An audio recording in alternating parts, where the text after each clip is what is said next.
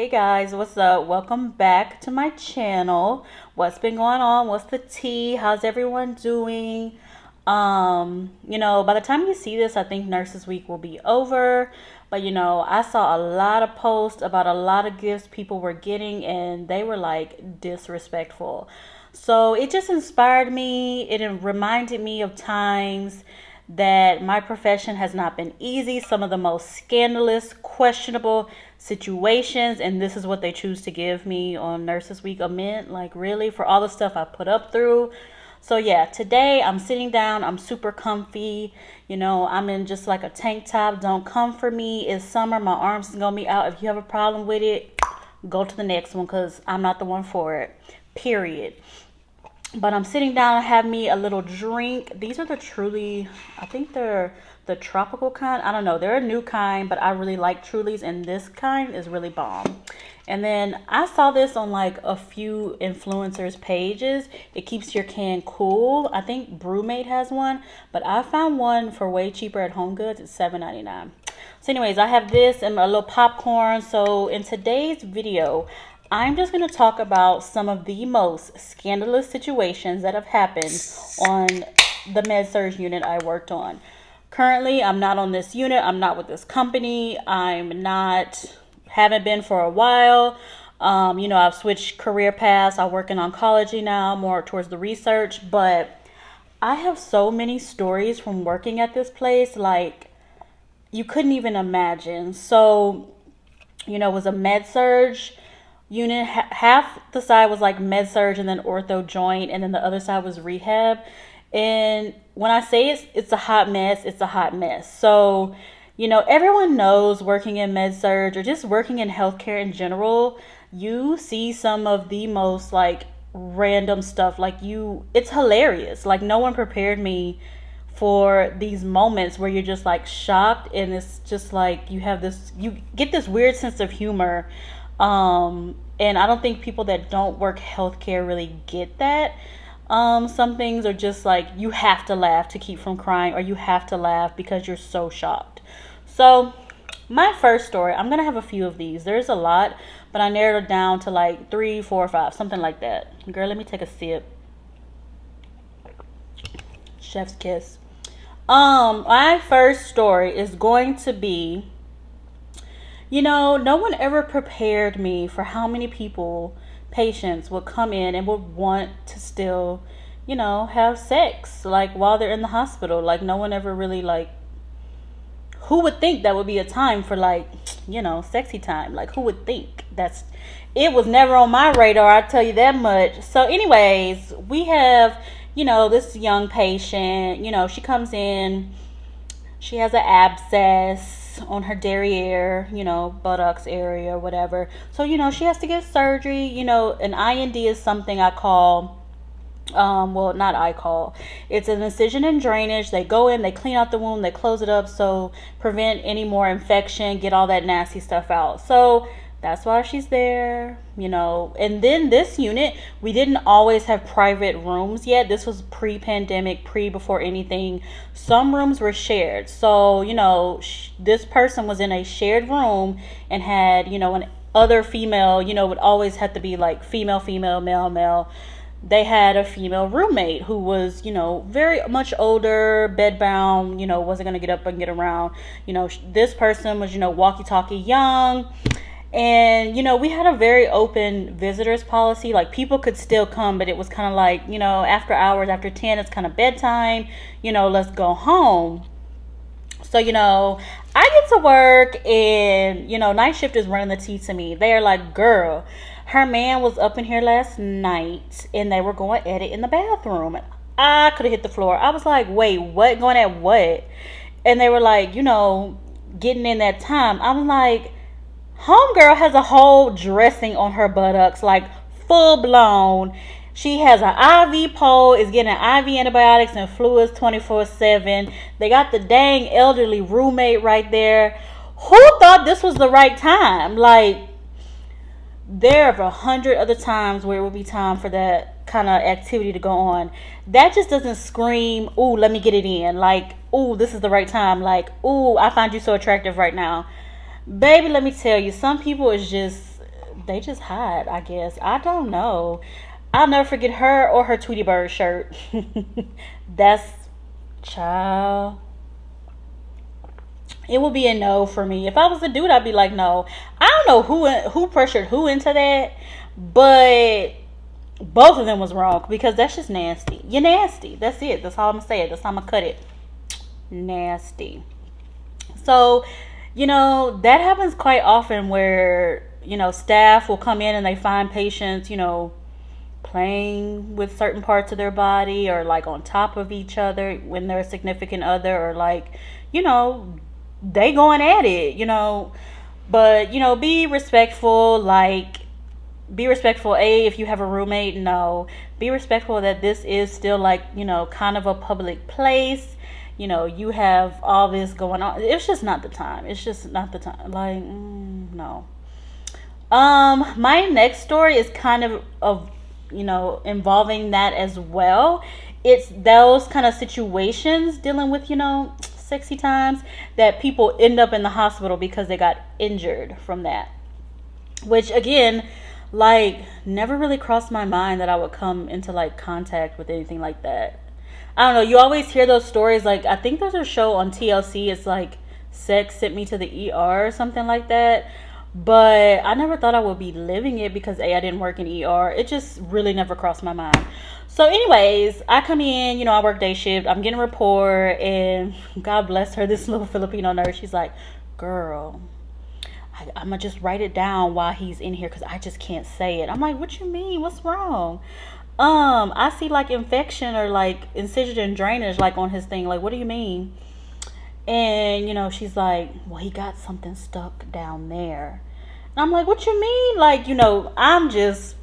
It is 7 o'clock in the morning. I'm not following. My coffee has not kicked in. I'm like, huh? So basically, this patient came in super nice, love them, can't say a bad thing about them. They just gotten themselves in a situation. I felt so bad for them. So there are things that men could put down there, and they're called COCK rings, right?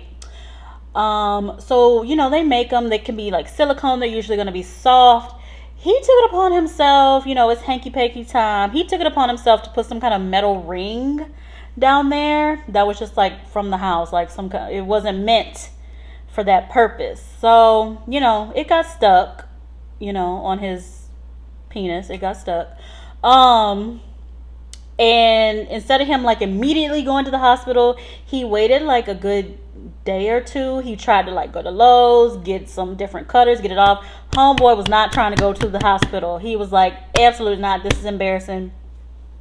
I kind of don't blame him, but I would have immediately went. When I tell you the pictures of the surgery, oh, it was bad. It was so bad.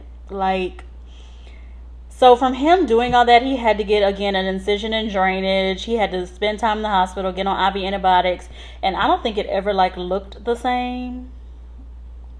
So, yeah, those are two kind of encounters of the, hanky-panky sexual kind that I have come into contact. That's just two. There's more, but we ain't got all the time in the world. Actually, I will tell you one more. This one was from my friend that works in PACU. She used to work in the department or whatever, but you see her come back with patients after surgery. So, we chit-chatting and whatnot. And then sometimes after surgery, the patients end up on our unit, not just from the ortho joint cases, but overflow anyways. So this patient did end up on our unit. I was just off, I think, those days or something. I don't know. I never came in contact with this patient, but this is what she told me and what everyone told me was the lowdown.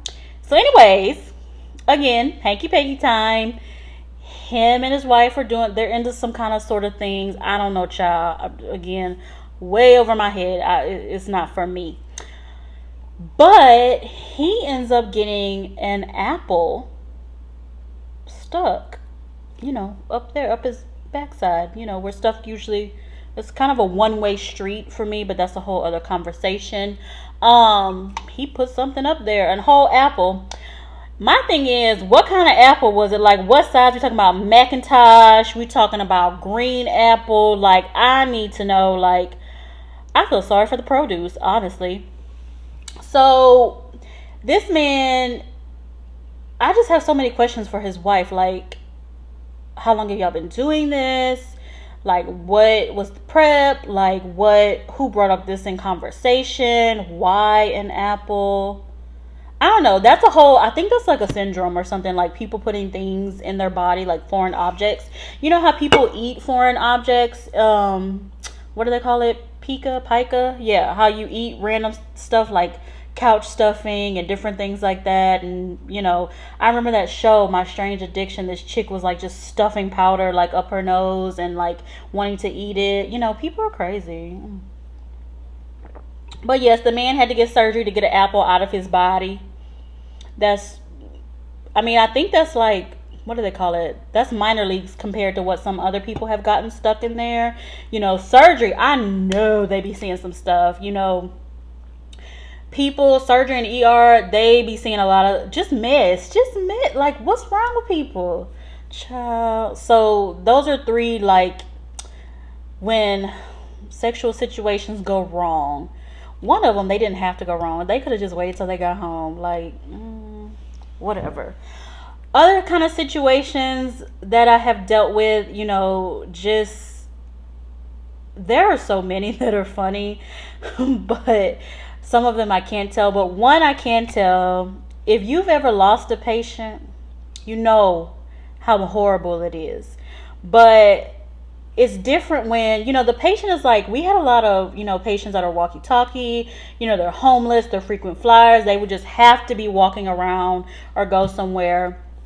But it would be different if you had a brain injury patient, like on this rehab side, strokes, different brain injuries. So, they would need to be like looked out for. And this one particular patient, we call it a telebot.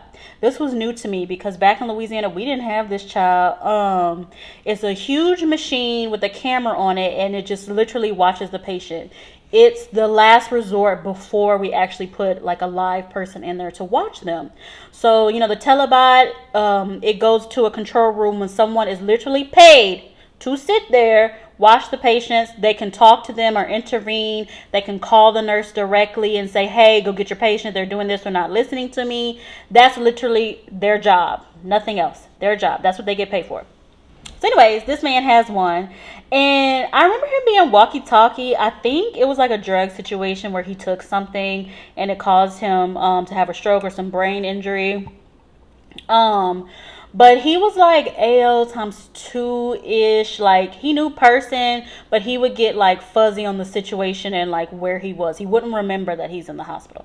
Anyways, I digress. Super sweet though. Never gave me problems. And it's the weekend. I remember this shift. It was the weekend. It was a Sunday. Everybody was chill. It wasn't busy. So it's in the evening time, maybe around dinner time. Yeah, because I need to check his blood sugar. So it was before dinner time.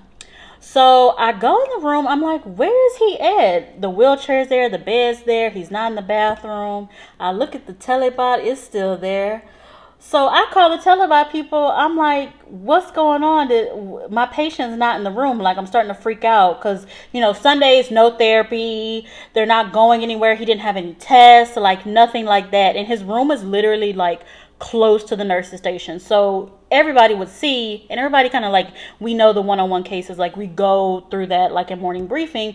And, rehab, they've been there for X amount of days, like a longer period of time. So everybody knew this man.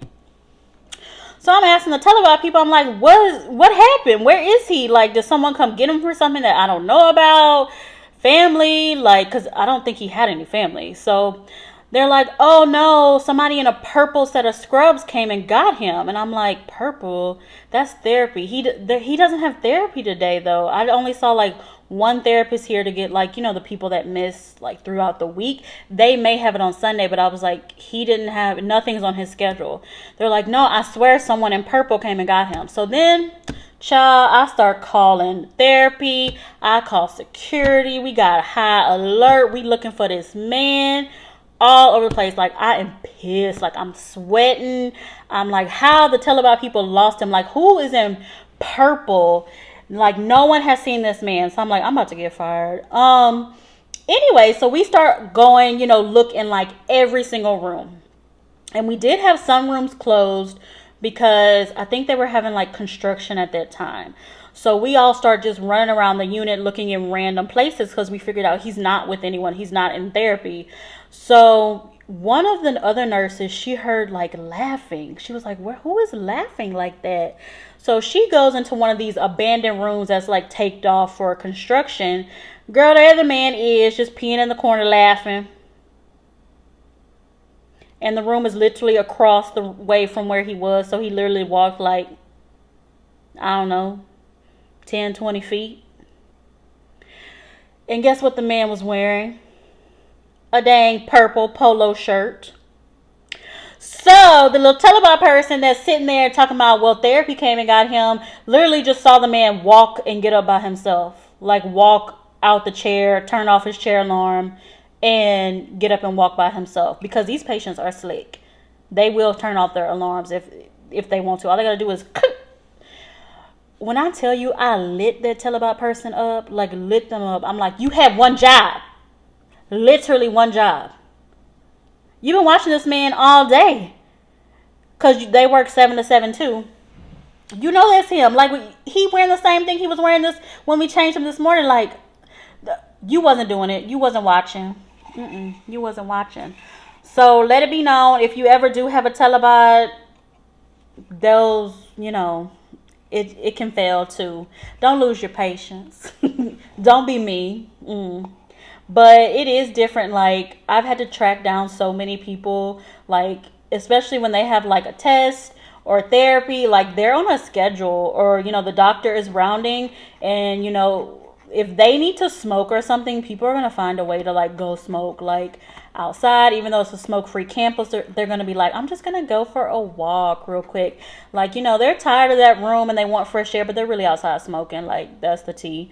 So I've had to go find patients like so many dang times and be like, hey, can you come back? You're supposed to go get an x-ray. Or like, hey, the doctor is looking for you. Or, hey, I need to give you a timed antibiotic. Is now good for you? Like, so yeah, there are plenty of instances where, being a nurse on the floor, you're not only, giving them their medicine or XYZ, you're looking for them. You're like their babysitter pretty much. Grown people, you're their babysitter. Grown, alert, and oriented times 4 people, Another situation, let's think real quick because there's so many. Let's talk about the time. Okay, let me run down this story. So on the rehab side, we have one rehab doctor. He's in charge of kind of everything. If he wants to consult, cardiology, neuro, believe me, he will. He'll consult everybody because he is only bowel and bladder. That's his words, not mine. Anyway, so we have, patients on the rehab side will stay for like 2-3 weeks. Some people, it'll drag on because they can't go to sniff. So, it is a positive where you get to see these people like every day. You already know them when you're coming back. After your 3 days off, you're like, oh, okay, I got them. But on the flip side, if they're a nightmare, we have some of them. They can be difficult. Let's just say that. Maybe. I'm trying to be PC about it. But they're a nightmare. Anyways, it'll like drive you crazy. Like, we have to rotate them. Like, people cannot deal with the same kind of mess all the time. So anyways, this was kind of this more difficult patient, older gentleman, but not too old, maybe like 50s, 60s, Spanish speaking. Okay, everybody habla español, fine. But super difficult. I think he was having like Guillain-Barré, like a outbreak of that. So he really couldn't move too much. That sucks. So we're going to help him out. We're going to get him better. But the thing about rehab is you got to try. You got to try sometimes. So he did not want to move or do anything. Not even like try to feed himself. And he can fully like move his arms like and everything. He wanted us to constantly like put cream on his testicles, like, so he wouldn't get broke down, and like we had to turn him all the time. He wouldn't try. We had to use the lift on him, and his family was like very overbearing. They're gonna dote on him and give him his every need. They would feed into his kind of like he was just a mess. I'm gonna just say he was like a mess.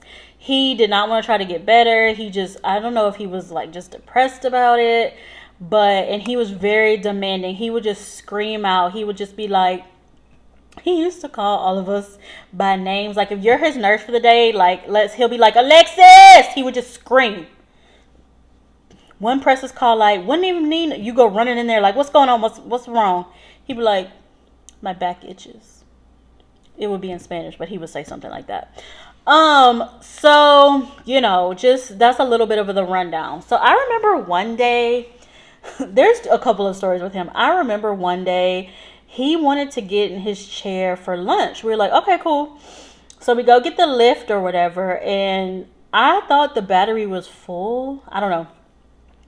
It wasn't, I didn't pull the machine in, but, you know, we just assumed, I guess, the battery was full. So tell me why we have this man in midair and it goes dead. So, you know, we can go run and get another battery. Fine. And I moved the bed so the bed's underneath him just in case. But just picture him midair, and then those testicles that he's always asking us to put cream on, they're just like hanging down like two big, like, you ever put like the little ball in the sock game or whatever it's called. I was like, I gotta step out the room. It wasn't fun. I shouldn't be laughing, but this is what I mean by nurses have like a dark sense of humor. He's just hanging there chilling, and these little things are chilling like some little eyeballs. So that's my story number 1 about him. Story number 2, which was my main point of even talking about him. He's finally discharged. The man had been there forever. It seemed like at least a month, at least, and he didn't want to go home. Or he wanted to go home and not a skilled nurse. Yeah, he wanted to go home. His family wanted to take care of him. So he goes home, and we're like, it's going to be a lot. It's going to be a lot. He really, you know, they were recommending sniff. He didn't want to do that. The family was like, we got it. We got this. So he's discharged. Everyone's like, hallelujah. So it's like, I feel like it was a Friday he was discharged. I don't know, a couple, like not 2-3 days later, because I feel like Monday or Tuesday, I'm charging that day. And this is like an episode of The Office. Like our desk, we always had those like just interactions like that with somebody be like, girl, look over there. And you could see if the camera was right there, like panning to different people's reactions. This is one of those moments. I worked with a nurse, her name was Jennifer, and she had this Caribbean kind of accent. She's originally from Belize. She's like, girl, look over there. Girl, look. And it's the wife and the daughter, and they have their hair pulled back, slicked back. I mean, they look like they were ready to come beat somebody's ass, like earrings off, everything. They didn't even say hello. They came straight for the desk, and I'm sitting there charging, and the tech is right, not the tech, the clerk is like right here, like, oh, this is about to be good. Like everyone in the nurse's station was like, oh, this is going to be it. So I'm like, what they doing here? So first thing they say, they're like, where's Dr. So-and-so? And I'm like, he's in a meeting. What's going on? Are you okay? They're like, no, our father will not relax. Like, we cannot take care of him. And we were like, huh? They're like, Dr. So-and-so needs to write us a prescription to get our father to relax. And I'm like, well, once he's discharged, Dr. So-and-so is not the doctor that will write that. You have your primary. Dr. So-and-so signed off. They were like, the doctor for when they were inpatient. He's not inpatient anymore. They're like, we're not accepting that. Where is he right now? Call him right now. And they start, I'm like, he's in his office. Like, we can't. So they start running around the unit like, we need to speak to him, blah, blah, blah, like going off. Like they're ready to beat his ass pretty much. And all of ours. Like, I'm like, look, let me just call him because, you know, I'm being petty at this point. I'm like, he kind of made this kind of fire anyways by like giving them what they wanted, I guess. And the way that doctor's personality was, like, I knew he would be scared anyways about all of this. And I was like, kind of being petty. I was like, let me see. I want to see the show about this. So I call him and I explain the situation. And of course he's like, you know, well, they're discharged, so I don't really write those kind of medications anymore.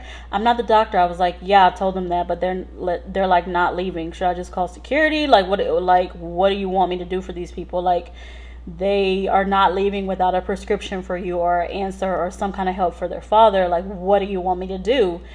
So he's like, well, I mean, I guess I can come talk to him. So he comes out down the hall, and look, Jennifer, she's like, oh, this about to get good, girl. Let me sit down and watch the show. So, so we're literally, if you had a camera, like, we're all at the nurse station like this. So, anyways, he comes out the office, and like the daughter and mom, they're just going off on him, like screaming, like, why would you discharge him without any medication like this?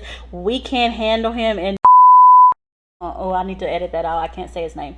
Dr. So and so was like, well, we told y'all once he was discharged that he would be hard to handle, and y'all kind of didn't listen. Baby, my soul could have left my body. I was like, ooh, 1 point for him. And so we literally are all like, call lights going off, stuff going on. I'm like, let me see. I gotta see this. Basically, he did end up giving them what they wanted, but it was like at least 5 to 10 minutes of like a back and forth kind of. And I was like, am I really gonna have to call security? I feel like they're gonna hit him. Like, they just, and I kind of don't blame them. I mean, I kind of have do, but I could see, you know, their family member driving them crazy, because he did that to us for like 3-4 weeks, and we were trying to tell them. We were really trying to tell them, but they didn't believe us, because, you know, they weren't there to even like see. Pretty much they would come for like an hour, and he would be like an angel, and then they would leave and he would be like a demon. So they finally got a taste. You know, we try to tell you sometimes about your family members, and you don't listen to us. It be real facts all the way. But the last story that I'm going to talk about today, I saved the best kind of for last. This was definitely a learning experience for me. And oh my God, it could have been worse. But anyway, so, you know, like I said, half the side was med surg of this unit. So a lot of people would have surgeries. I remember this patient was an ortho joint patient. I think this time she came back several times. It was her hip. Yeah, she was definitely a hip. She had an extensive psych history and like medication history. Like, she was on everything you could think of, you know, for everything. She already took pain medicine, Xanax, antidepressants. She had schizophrenia medicine.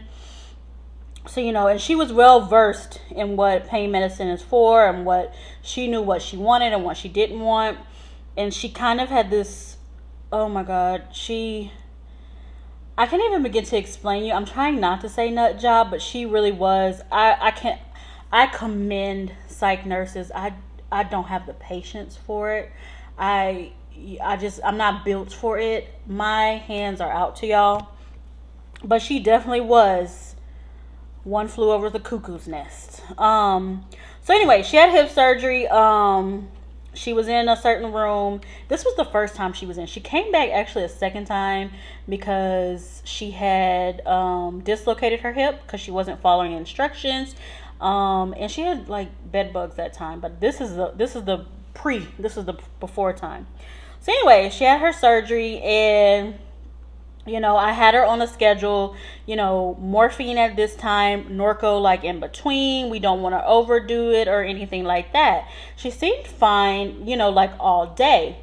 And I remember giving her pain medicine. It was like 1740 or 45. So, or like closer to 6 or so. She was like, I'm in 10 out of 10 pain. You know, I remember I gave her, what was it? No, it was 6 o'clock, and I gave her morphine. So I gave her morphine. I did check her blood pressure and everything before it was fine. So I decided to give her some. Something told me, you know, we are supposed to go back and check. I checked at like a 15-minute mark just because she has like a higher tolerance, and she was fine. Seemed okay. But something told me to circle back another time too. We're supposed to circle back within 30 minutes after giving an IV push. But something told me, even though I did the 15, let me circle back. Something just didn't sit right with my spirit.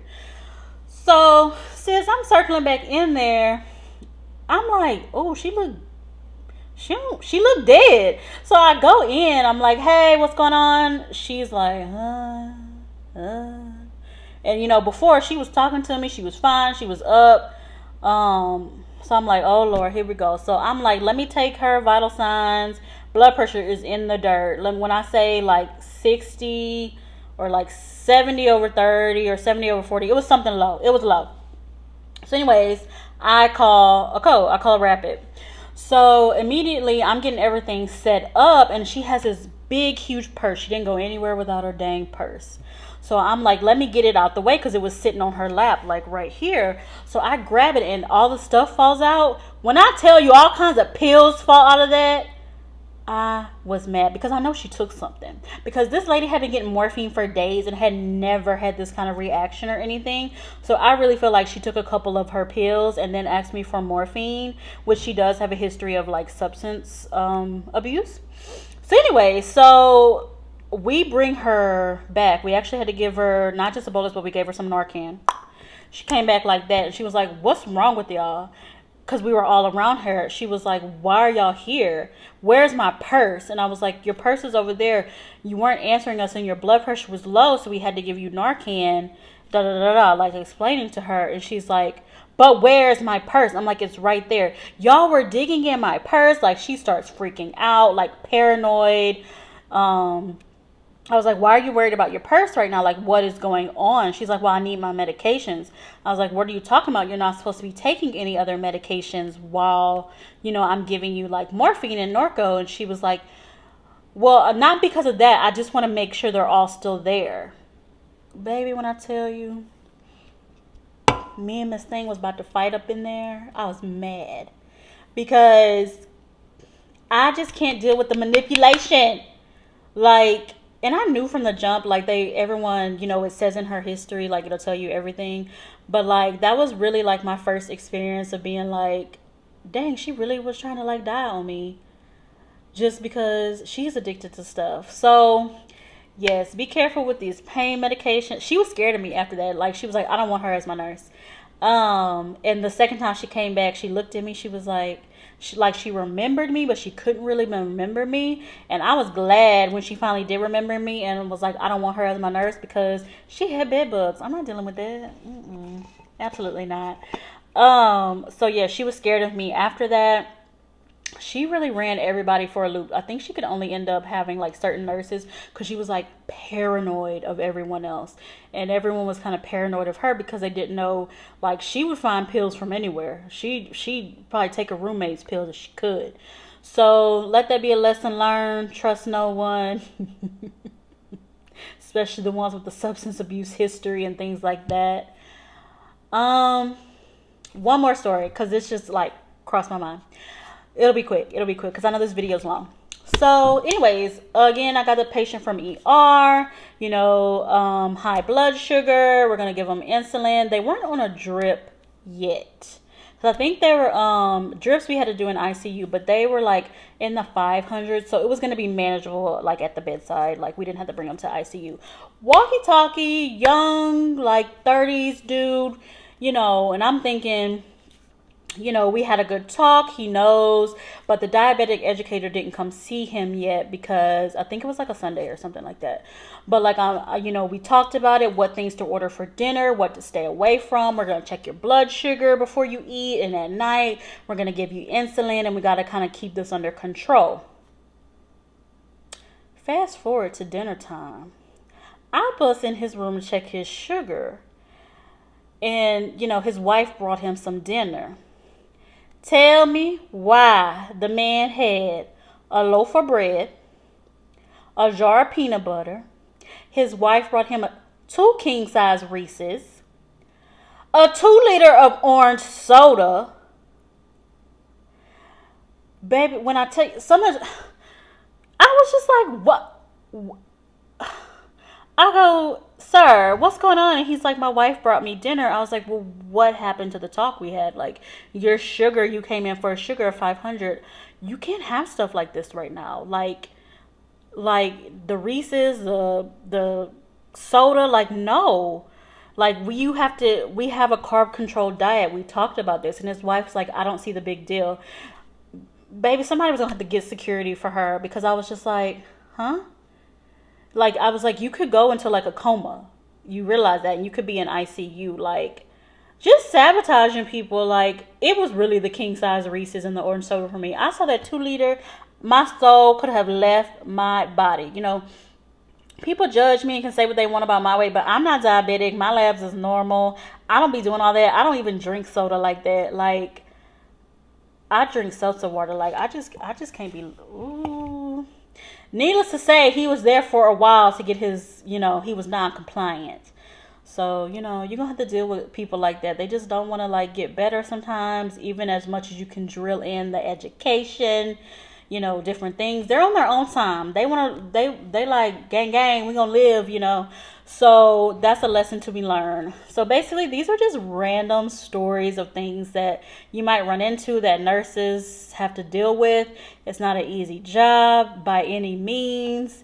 The Nurses Week, they can do a little bit better with these gifts because of these scenarios right here. A lot of nurses are dealing with this mess. Like, that's just tipping the iceberg. Like, I listen to some stories or people's, my friends or different things like that. You literally would not believe, like, what we deal with as a profession and, like, the different forms of, like, abuse or different, like, hurdles we have to get through just to keep our patients alive. And they do everything in their power to not stay alive or listen to you. So, but I wouldn't trade it for the world. It keeps me young. It keeps me fresh, keeps me on my toes, gives me something to talk about. Because otherwise, where would you get these stories from? Like, it's just, there's nothing else. Like, you see me light up thinking about it right now. I will say that job was chaotic, but it was like a hilarious chaos. Like, I think about it some days and I'm like, dang, I kind of miss the chaos of that job. Like, we would be down in the trenches, but we would just like die of laughter at the things we had to deal with. Like, a mess. So anyways, I hope everyone has a good rest of their week or weekend whenever you're seeing this. I'll have some more videos next week. I already know what I want to talk about next. I kind of was in like a little drought, I want to say, or just like tired. I didn't want to be on camera. My energy was off. So, I'll be back. I got a couple of more videos I want to film today and this weekend and then upload them next week. So yeah, comment any crazy stories that you have or any kind of situations. Like this video, subscribe, tap the bell for notifications, hit me up on Instagram. Anything else you want to see or questions, you can leave those too. And yeah, have a good weekend.